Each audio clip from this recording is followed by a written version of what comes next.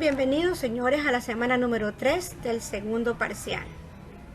El objetivo de aprendizaje para este mes de agosto es: los estudiantes comprenderán que para resolver problemas de la vida cotidiana relacionada a temas sociales, ambientales, económicos, culturales, entre otros, es necesario aplicar estrategias de razonamiento lógico, creativo, crítico y complejo, y comunicar nuestras ideas de forma asertiva para actuar con autonomía e independencia. En otras palabras, los estudiantes deben de involucrarse con los problemas de la vida cotidiana y con temas relacionados al ambiente, a lo económico, a lo cultural. ¿Para qué? Para aplicar el razonamiento lógico, creativo y crítico y complejo, y así poder comunicar nuestras ideas de forma asertiva, para actuar con autonomía e independencia. El nombre del proyecto para este mes es Por un mundo mejor, reflexiones y acciones sobre problemas del mundo contemporáneo, es decir, actuales, ¿verdad? Lo contemporáneo es actual. Recuerden que pueden usar materiales que estén a su alcance en el hogar. Además, respecto a los números de página referenciados en la ficha, tengan en cuenta que dependiendo del libro de textos que tengan, pueden variar levemente. Fíjense en los temas. Y la actividad que nos compete en esta semana, según la ficha pedagógica, es el segundo artículo que está en la misma. Dice: la crisis por la COVID-19 puede acabar con el empleo de unos 600,000 ecuatorianos, según la proyección de la Cámara de Comercio de Quito, la misma que se basa en datos macroeconómicos del Banco Central del Ecuador. El mismo publicó un estudio donde estima que la economía del país caerá entre el 3,7% y el 9,6% en el 2020 por la crisis. Esto podría implicar una pérdida de 600,000 empleos hasta final de año y un aumento de la pobreza hasta en el 4%, señaló un comunicado de la Cámara. Y pone el ejemplo de los más de 195,000 afiliados que ha perdido el Instituto Ecuatoriano de Seguridad Social, IES, desde que el gobierno decretó el estado de emergencia el pasado 16 de marzo. Un 45% de esa caída corresponde a las provincias de Pichincha, cuya capital es Quito, y otro 25% a la del Guayas, su cabecera es Guayaquil. Como podemos apreciar en la imagen, personas con sus mascarillas y con una mirada incierta. En la otra imagen tenemos a un joven seguramente desempleado. Así tenemos que la pandemia encontró a Ecuador en una difícil situación económica, que se ha agravado por los gastos directos de la crisis sanitarias.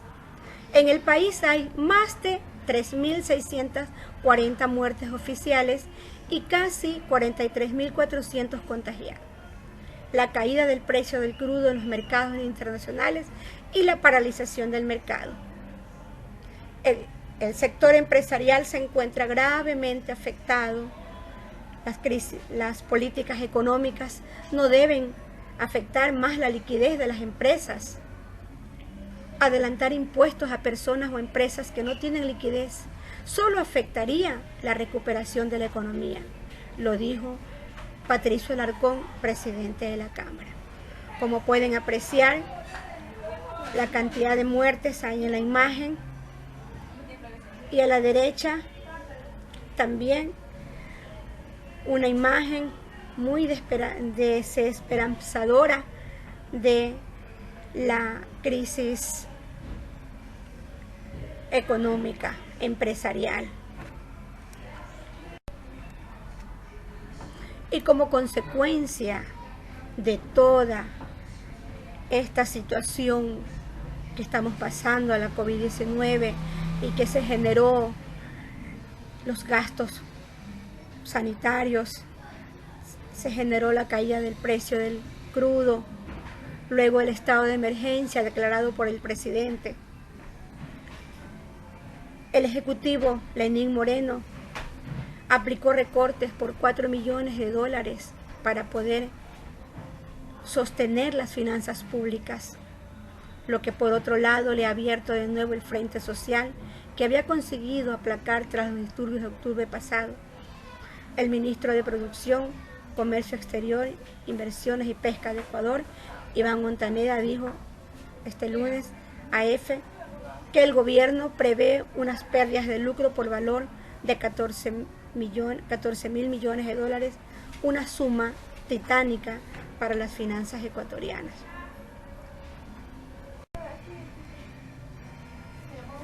Y continúa diciendo el ministro de Producción, dice que asimismo a la paralización del comercio la apunta como causante principal del daño económico de la crisis del COVID-19.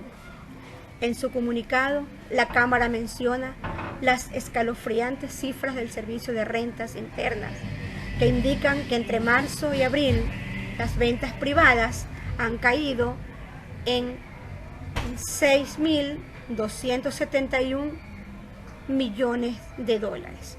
Cabe recalcar que el Servicio de Rentas Internas, SRI, es un organismo autónomo del Estado de Ecuador, cuya función principal es el cobro de impuestos a partir de una base de datos de contribuyentes. Es decir, que el SRI se encarga de cobrarle impuestos a personas naturales, ¿verdad?, que tienen negocios y por ende deben pagar, ¿verdad?, una contribución al Estado. Solo en abril la pérdida asciende a 4.387 millones. A nivel de ciudad, Quito representa 45% de la caída de ventas y Guayaquil un 32%. A nivel de sectores, el comercio entre marzo y abril ha perdido 2.934 y la industria 1.119 millones, concluye el comunicado. Asimismo, les recuerdo que el impuesto a la renta se aplica sobre aquellas rentas que obtengan personas naturales, es decir, todo lo que tengan en su haber, tierras, casas, edificios, negocios, etc. Las sucesiones indivisas y las sociedades, sean nacionales o extranjeras, el servicio impositivo comprende del 1 de enero al 31 de diciembre. Es decir, el impuesto a la renta se le aplica, ¿verdad?, a las personas naturales y aquellas que pueden dejar herencia, eso es lo de las sucesiones indivisas, y las sociedades, sean nacionales o extranjeras. Y esto abarca desde el 1 de enero al 31 de diciembre. El concepto de sucesión indivisa es creado por el derecho civil, en el caso de que existan varios herederos. Cada uno de ellos es propietario de los bienes de la herencia que deja el causante.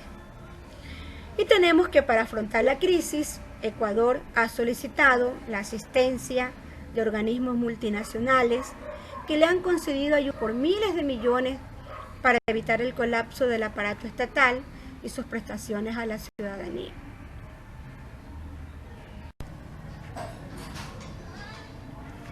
Después de haber leído nuestro artículo, nos pide que determinemos 3 variables dependientes y 3 variables independientes relacionadas con el desempleo durante la pandemia por COVID-19. Les explico. Variables independientes es la causa del problema y variable dependiente es el efecto. Y hemos determinado las siguientes variables. Como variable independiente, es decir, la causa del problema, tenemos, número 1, gastos directos de la crisis sanitaria. El gobierno tuvo que gastar mucho por la crisis. Número 2, caída del precio del crudo en los mercados internacionales. Es decir, por la pandemia a nivel mundial, ¿verdad? Los mercados internacionales, en medida que se vieron afectados hasta en su economía, ya no le compraron petróleo a Ecuador. Y por ende tenemos la número 3, caída de las ventas. Tenemos las variables dependientes, o sea, el efecto del problema. Número 1, el decreto del estado de emergencia. Es decir, al Ejecutivo no le quedó otro camino que decretar el estado de emergencia. Número 2, paralización del mercado. Y número 3, el desempleo. Luego que ya hemos definido las 3 variables independientes y las 3 variables dependientes, vamos a leer el siguiente texto. El gobierno, para mitigar la gran cantidad de despidos en el país, emite un decreto mediante una ley llamada LOAC, es decir, Ley Orgánica de Apoyo Humanitario, para combatir la crisis sanitaria derivada por el COVID-19, que fue publicado el 22 de junio de este año. Dice lo siguiente: contrato especial emergente. Es decir, la palabra emergente es porque surge de una gran crisis por la COVID-19. Dice que se podrán celebrar contratos especiales emergentes de trabajo por tiempo definido para, sostener la producción y fuentes de ingreso. Y también para las nuevas inversiones o líneas de negocio, incremento de ofertas de bienes y servicios. Y también para necesidades de mayor demanda de producción o servicios en las actividades del empleador. El contrato emergente tendrá un plazo máximo de 1 año y podrá ser renovado por una sola vez por el mismo plazo. La jornada laboral será de un mínimo de 20 horas jornada parcial y un máximo de 40 horas jornada completa, en 6 días a la semana, sin exceder las 8 horas diarias de trabajo. El descanso semanal será al menos de 24 horas un día, ¿verdad? La remuneración o pagos y beneficios de ley serán de forma de acuerdo con la jornada pactada. O sea que si va a trabajar en jornada parcial o jornada completa. Finalizado el plazo del contrato, puede concluirse por decisión unilateral, es decir, de acuerdo con el empleador y el trabajador, ¿verdad? Antes del plazo estipulado, el trabajador tendrá derecho al pago de sus remuneraciones pendientes, la bonificación por desahucio o despido y demás beneficios de ley.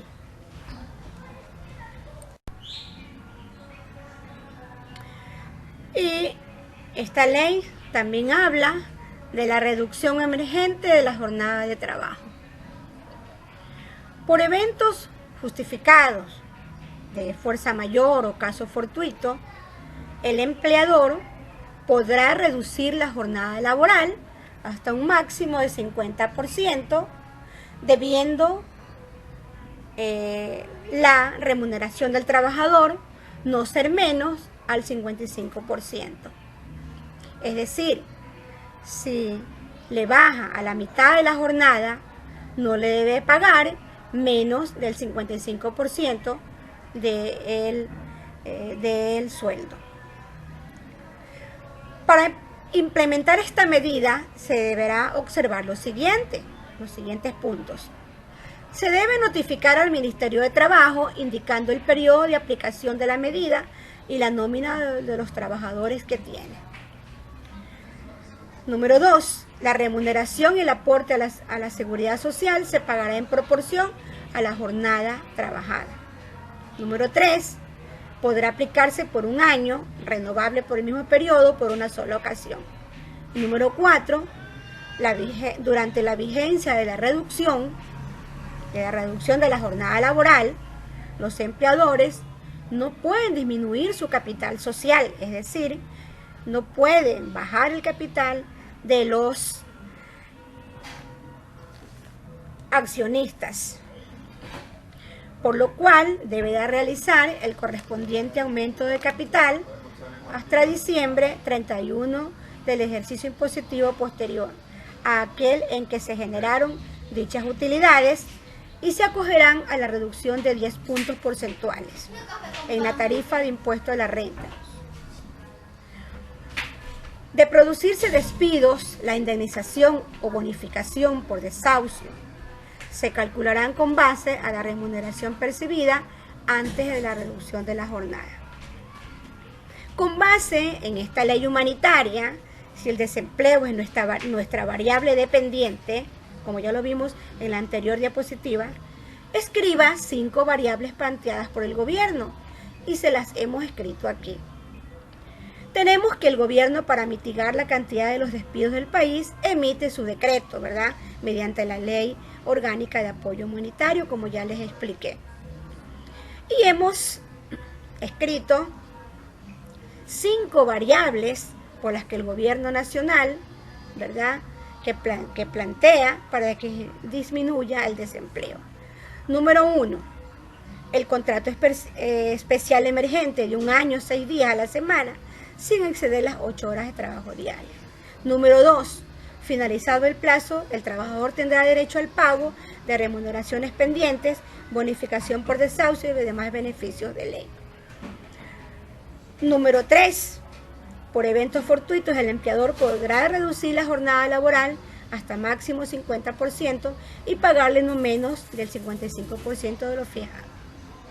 Durante dicha reducción, los empleadores, como número 4, dice que no pueden disminuir el capital social de la empresa, es decir, el dinero de los accionistas, ni dividir las ganancias.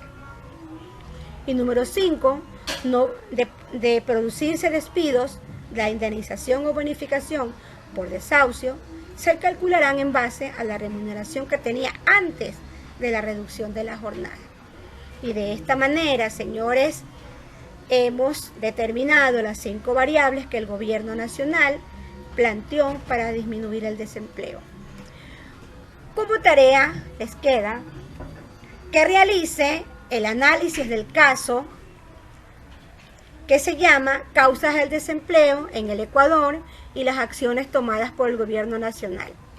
Usted realiza su resumen y lo agrega a su portafolio.